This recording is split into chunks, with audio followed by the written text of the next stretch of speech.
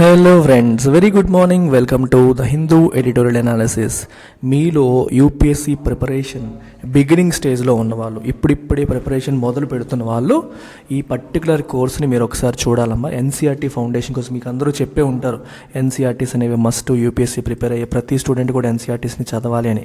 So class 6 నుంచి class 12 వరకు యూపీఎస్సీకి రిలవెంట్గా ఉన్న ప్రతి సబ్జెక్టు ఈ పర్టికులర్ కోర్సులో కవర్ అవుతుంది. పాలిటీ, ఎకానమీ, హిస్టరీ, జోగ్రఫీ అన్ని టాపిక్స్ కూడా 6 నుంచి 12 వరకు మనకి డీటెయిల్డ్గా కవర్ చేయడం అనేది జరుగుతుంది. ఈ కోర్సు నార్మల్ ఫీ 15,000. ఇప్పుడు ఈ 5 రోజుల వరకు 21st నుంచి 25th వరకు only for these 5 days we're offering this at flat 10,000 rupees. 10,000 రూపాయలకి మాత్రమే ఈ 5 రోజుల్లో జాయిన్ అయ్యే వాళ్ళకి ఆఫర్ చేస్తున్నాం. మళ్ళీ ఆఫర్ అనేది ఉండదు, ఉన్నప్పుడే వాడుకోవాలి. ఇది కూడా మీకు లైఫ్ టైం వ్యాలిడిటీతో ఉద్యోగం వచ్చేంత వరకు మీకు యాక్సెస్ ఉంటుంది. ఎవరు యాక్సెస్ అనేది తీయరు.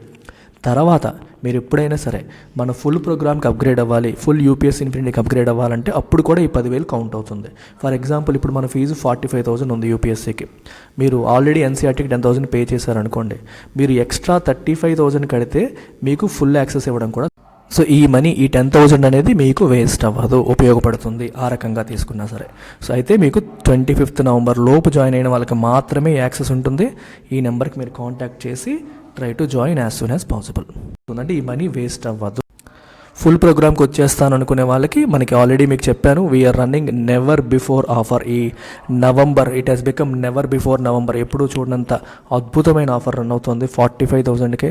ఇందాక మీకు చూపించిన ఎన్సీఆర్టీ ఫౌండేషన్ కూడా దీంట్లో కలిసిపోతుంది. ఇంట్లో అన్నీ వచ్చేస్తాయి, మీకు ఎటువంటి ప్రాబ్లము ఉండదు. ఇది మీరు కాంటాక్ట్ చేయాల్సిన number. Any time you can come and join. So ఇవాల్టి ఎడిటోరియల్ వచ్చేసి ఇంక్రిమెంటల్ విన్ అనే పేరుతో మనకి కనిపిస్తుంది. సో ఇది దేనికి సంబంధించిందమ్మా? ఇది దేనికి సంబంధించింది? It comes under which syllabus in general studies? మీరు ఒకసారి చూస్తే జనరల్ స్టడీస్ పేపర్ 3 ఎన్వైర్న్మెంట్లోకి వస్తుంది. ఎన్వైర్న్మెంట్ అండ్ క్లైమేట్ చేంజ్లోకి వస్తుంది. సో టైటిల్ వచ్చేసి ఇంక్రిమెంటల్ విన్ అన్నారు. అంటే కొంచెం జస్ట్ చిన్న విజయం మనం సాధించాం. ఎక్కడ? COP27లో. What is COP27? Conference of parties 27. అంటే 27th conference of parties, 27th meeting. మన United Nations framework convention on climate change వీళ్ళ ఆధ్వర్యంలో జరుగుతున్న యాన్యువల్ సమ్మిట్, యాన్యువల్ శిఖరాగ్ర సమావేశమే ఈ కాప్. ఇది 27వ. ఇది ఈజిప్ట్లో ఈ సంవత్సరం జరుగుతోంది. ఫైనల్ అయిపోయింది కూడా. దీంట్లో చివరికి సాధించింది ఏంటి అంటే, it commits to compensation fund but leaves important questions for later. అంటే క్లైమేట్ చేంజ్ వల్ల నష్టపోతున్న కంట్రీసు, ఆల్రెడీ నష్టపోయిన కంట్రీసు, దానికి వేరే మార్గం లేదు, వాళ్ళు ఏ రకంగానూ దాని నుంచి దాన్ని అడాప్ట్ కాలేరు, దాన్ని అవాయిడ్ చేయలేరు అనుకున్న కంట్రీస్ నష్టపోతున్న కంట్రీస్కి కాంపెన్సేషన్ ఇచ్చేలాగా ఒక ఫండ్ క్రియేట్ చేయాలి అని COP27లో డిసైడ్ అయ్యారు. That is the biggest take away from this years meeting. The 2-week-long climate conference in Egypt, ఎక్కడ జరిగింది ఈ సంవత్సరం? ఈజిప్ట్లో. has drawn to a close with a symbolic victory in the form of a fund that will compensate some of the countries bearing the brunt of climate change linked natural disasters. Climate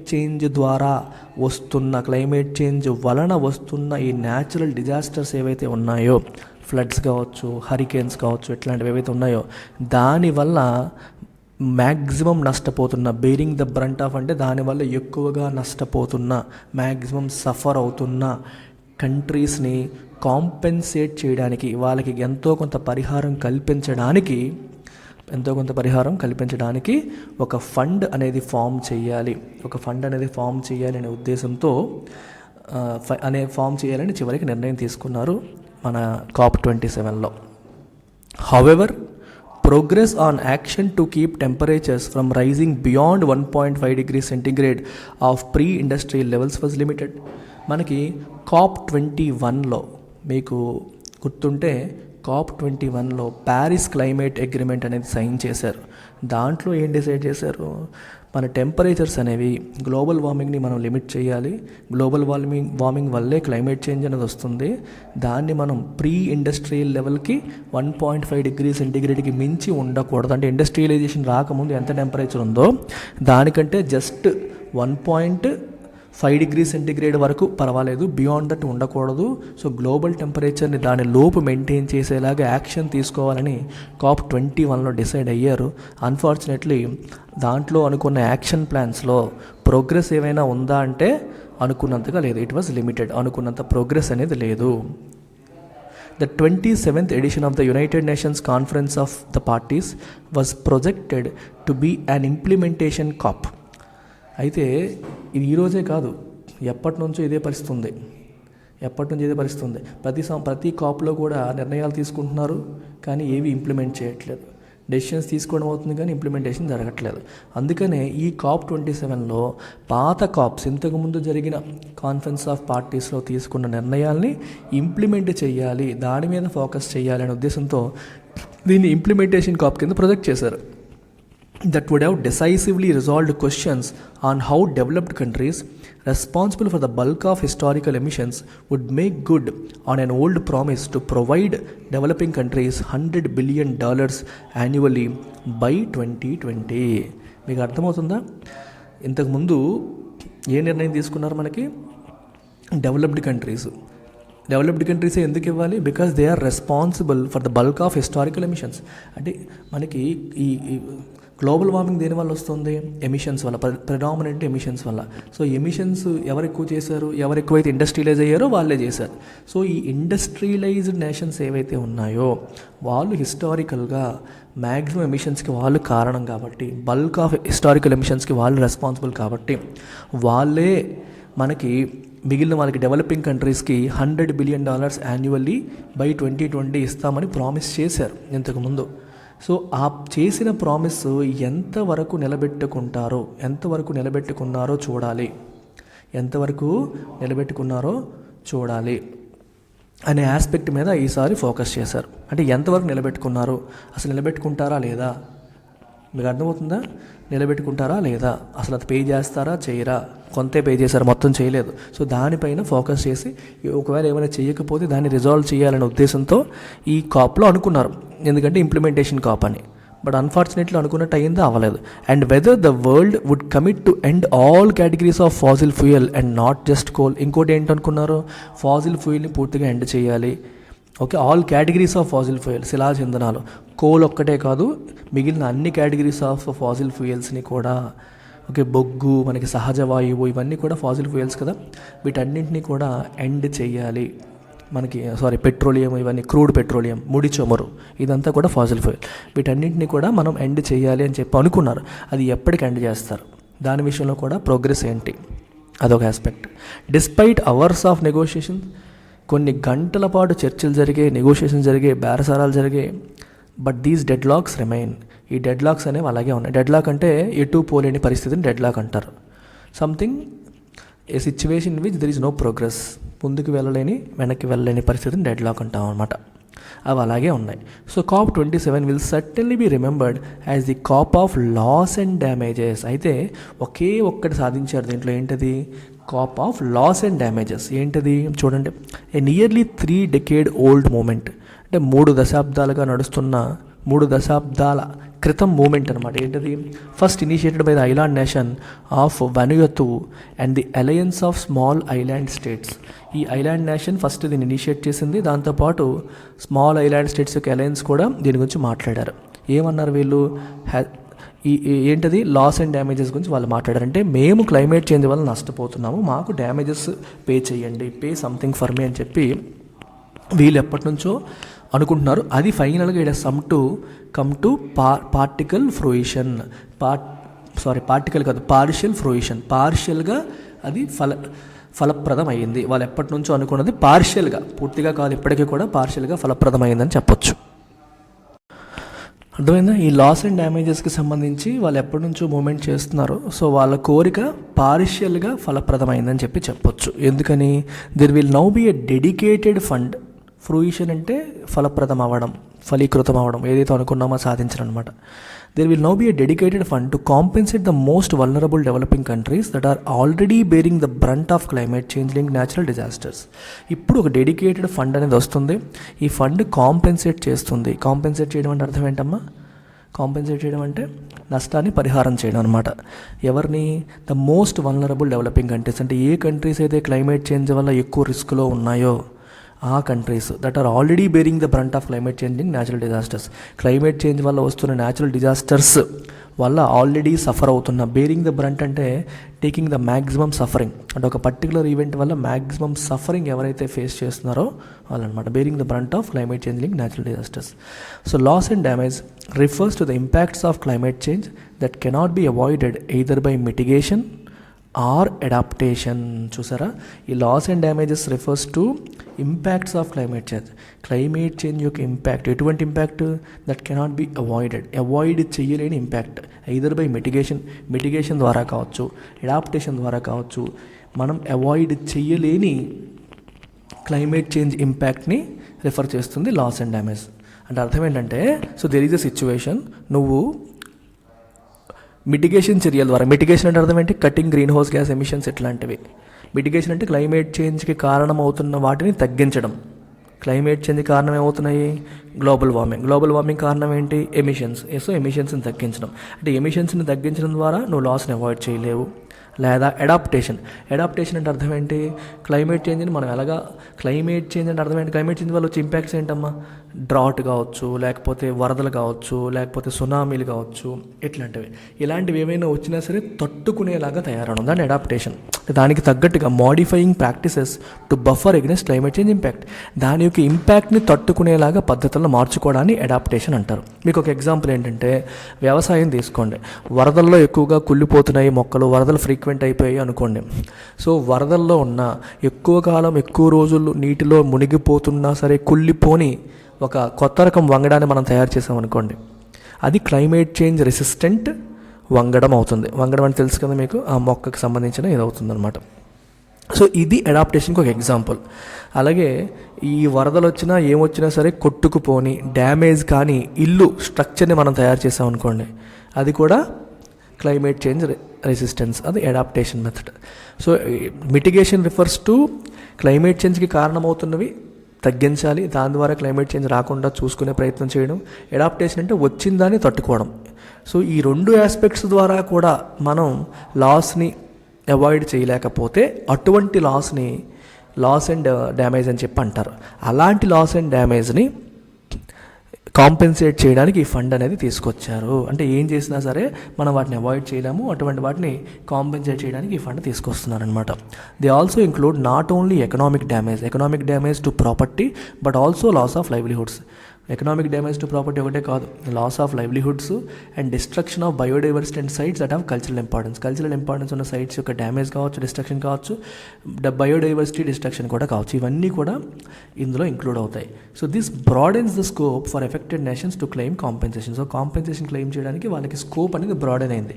only property లాస్కి మాత్రమే ఇస్తామంటే నష్టమైంది. మనుషులు మరి count చేయరా, మనుషులు కోల్పోతున్నారు కదా, దానికేంటి అనే దానికి కూడా ఆన్సర్ ఉంది ఇప్పుడు.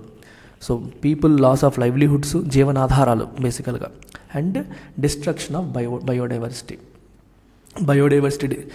జీవ వైవిధ్యం అనేది డిస్టర్బ్ అయిపోయినా, డిస్ట్రక్షన్ అయినా దానికి కూడా. ఇప్పుడు బయోడైవర్సిటీ అంటే అర్థం ఏంటి? Having divorce kind of things at one place.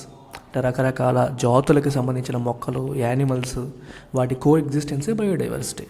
So biodiversity దెబ్బతిన్న, కల్చరల్ సైట్స్ ఏమైనా కోల్పోయినా అవి కూడా లాస్ కింద కన్సిడర్ చేస్తారు, వాటికి కూడా కాంపెన్సేషన్ వస్తుంది.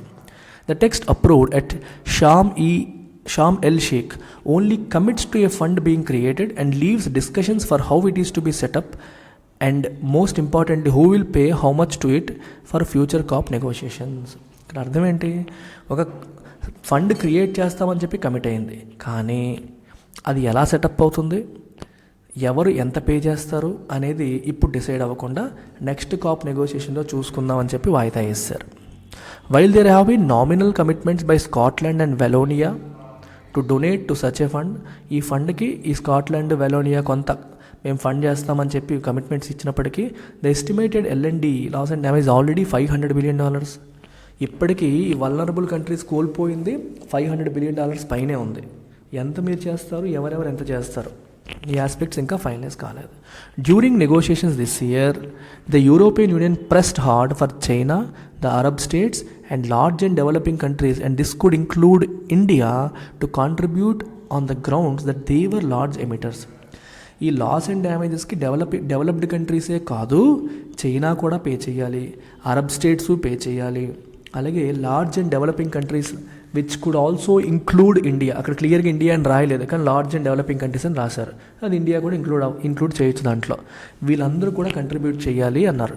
ఆన్ ది గ్రౌండ్స్ దట్, ఏ కారణం చేత, that they were large emitters, వాళ్ళు లార్జ్ ఎమిటర్స్ కాబట్టి,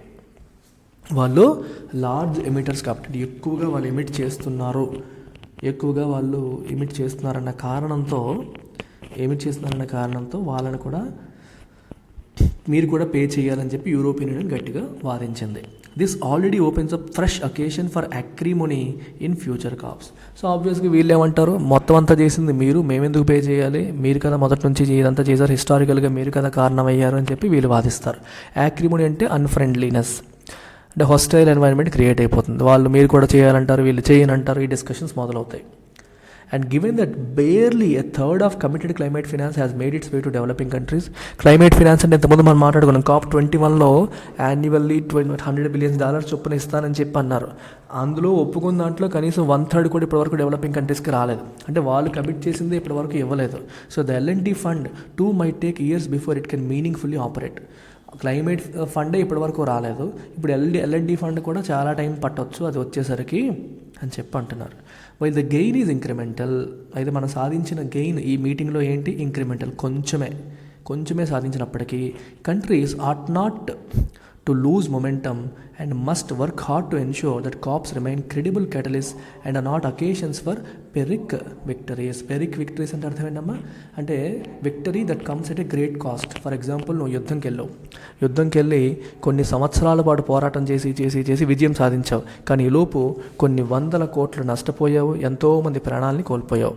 అలాంటి విక్టరీని ఏమంటారు, పెరిక్ విక్టరీ. అంటే victory that might not give you that ultimate satisfaction. విజయం సాధించావు కానీ ఎందుకు సాధించామా, దీని బదులు అసలు యుద్ధానికి వెళ్ళకపోతే బాగుంటుందేమో అనిపించేది ఉంటుంది చూడండి, అలాంటి విక్టరీస్ అంటారు. సో అందుకనే ఈ కాప్స్ అనేవి ఇక్కడ చూసారా, the gain is incremental, countries ought not అంటే షుడ్ నాట్ లూజ్ మొమెంటం కోల్పోకూడదు, అండ్ మస్ట్ వర్క్ హార్డ్ కష్టపడాలి, దేనికి, to ensure that COPs remain credible catalysts. COPs అనేవి మనం క్లైమేట్ చేంజ్ విషయంలో చేసే పోరాటానికి ఒక క్రెడిబుల్గా, విశ్వసనీయమైన, ఒక స్ట్రాంగ్ కెటలిస్ట్లుగా ఎన్ష్యూర్ చేయడానికి అందరూ కలిసి కష్టపడాలి. And are not occasions for victories, అంటే మనం ఏదో సాధించాము, అది చేసాము, ఇది చేసాము, ఎంతో కోల్పోయి, అంటే నువ్వు ఏదో ఒకటి సాధిస్తావు కానీ అప్పటికే చాలా కోల్పోయి సాధించే విక్టరీస్ కదా అకేషన్లా ఉండకూడదు. నిజంగానే ప్రాపర్గా ఫైట్ చేయడానికి మనకు ఉపయోగపడే ఒక ఫోరం లాగా ఉండాలి అనేది ఇక్కడ ఉద్దేశం. అంటే ఇక్కడ సమస్య ఏంటంటే, ఏదో సాధించేసాం, ఇప్పుడు లాస్ అండ్ డ్యామేజ్ ఫండ్ పెట్టాం, ఈ ఫండ్ వచ్చేసరికి ఎన్నాళ్ళలో పట్టిద్ది, ఈలోపు జరగాల్సిన డ్యామేజ్ జరిగిపోతుంది. అట్లా కాకుండా ఏదైతే కమిట్ అయిందంతా కూడా ఫుల్ఫిల్ అయ్యేలాగా చూడాలి. ఓకేనా, ఏదైతే అప్పుడు ఫుల్ఫిల్ అయితేనే కదా రెండోసారి నమ్మకం వస్తుంది. ఒక మీటింగ్లో పలానా అనుకున్నప్పుడు అది జరిగితేనే కదా రెండోసారి లేదా మూడోసారి ఇంకోటి అనుకోవడానికి అవుతుంది అదనమాట. సో అలా ఇది మారాలని చెప్పి చెప్తున్నారు. సో ఇక్కడ మీరు ఒకసారి అబ్జర్వ్ చేస్తే, ఇది ఇవాళ మీకు ఇచ్చిన క్వశ్చన్, మీరు చదవండి. నేను చాలామంది అడుగుతున్నారు, మీరు నెక్స్ట్ అడ్వర్టైజ్మెంట్ రావడం కాదు, మీరు పాజ్ చేయండి, మీరు వీడియోలో పాజ్ చేసి స్క్రీన్ చూసి ఆన్సర్ చేయండి. క్వశ్చన్ కూడా నేను ఎక్స్ప్లెయిన్ చేయాల్సిన అవసరం లేదు కదా, ఎగ్జామ్లో మీకు క్వశ్చన్ వస్తుంది అంతే, చూసి ఆన్సర్ రాయడానికి ట్రై చేయండి. సో మరొకసారి చెప్తున్నాను, యూపీఎస్సీ ఇన్ఫినిటీ ఆఫర్ రన్ అవుతుంది, ఆఫ్లైన్లో కూడా రన్ అవుతుంది. వైజాగ్ అండ్ హైదరాబాద్ 2 ప్రాంతాల్లో మనం ఆఫర్ చేస్తున్నాం. 55,000 రూపీస్కే we're offering this, and this is valid till 30th November, lifetime వ్యాలిడిటీతో వస్తుంది. That's it, take care, bye.